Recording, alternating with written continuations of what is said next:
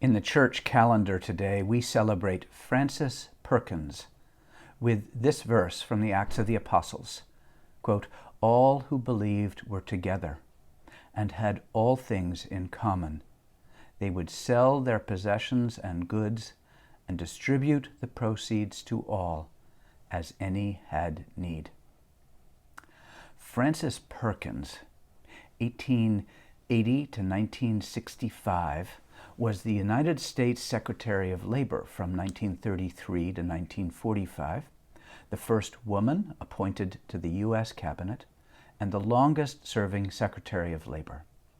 A close friend and loyal supporter of President Franklin Delano Roosevelt, under whom she served, Frances Perkins is a principal architect and champion of the New Deal. She was instrumental in weaving together essential strands of what we now know as our society's safety net for the most vulnerable among us. She authored legislation that created Social Security, providing unemployment insurance and disability benefits, especially for the elderly, and for legislation introducing safety labor laws and the minimum wage. Holy Women, Holy Men, which is the Episcopal Church's book of saints' feast days, says that Perkins depended upon her faith, her life of prayer, and the guidance of her church for the support she needed to assist the United States and its later leadership to face the enormous problems then challenging the country. And while serving as Secretary of Labor, Perkins made a monthly retreat at an Episcopal convent. Stephen Lane, who is the former Bishop of Maine, Perkins' home state, has said, "As I've considered Frances's life, it struck me that she addressed one of the questions that all of us must answer. To use Cain's phrasing, 'Am I my brother's keeper?' Or to put the question in more religious terms, does God have intentions for our relationships with God's people? Are we responsible before God for more than our own lives?" Bishop Lane continues and gives some context.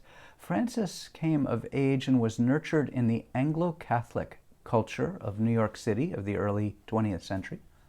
And that culture, influenced by Roman Catholic and Jewish thinking, held a theology of generosity, which contrasted sharply with the prevalent theology of righteousness.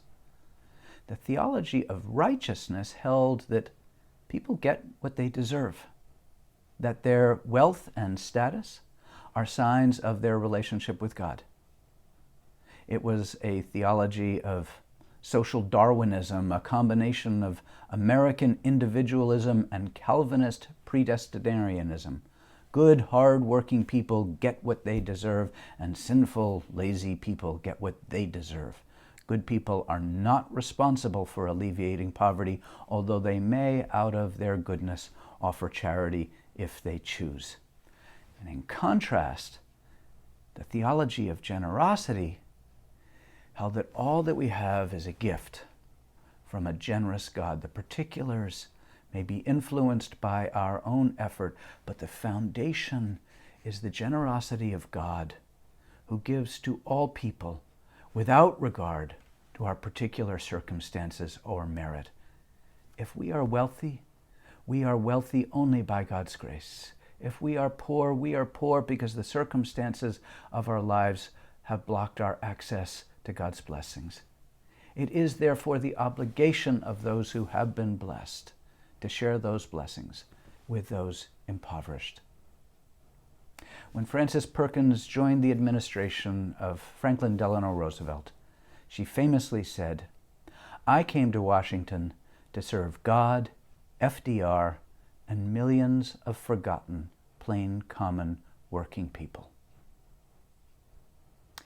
The Church's affirmation of a saint, any saint, is not solely so that we may look back with appreciation and adoration. Rather, the life of a saint is to be for us an inspiration and a challenge, and to ask, how about us? Am I my brother's or sister's keeper? How shall I take care of them? This is our day. Let us join Frances Perkins. Blessings to you.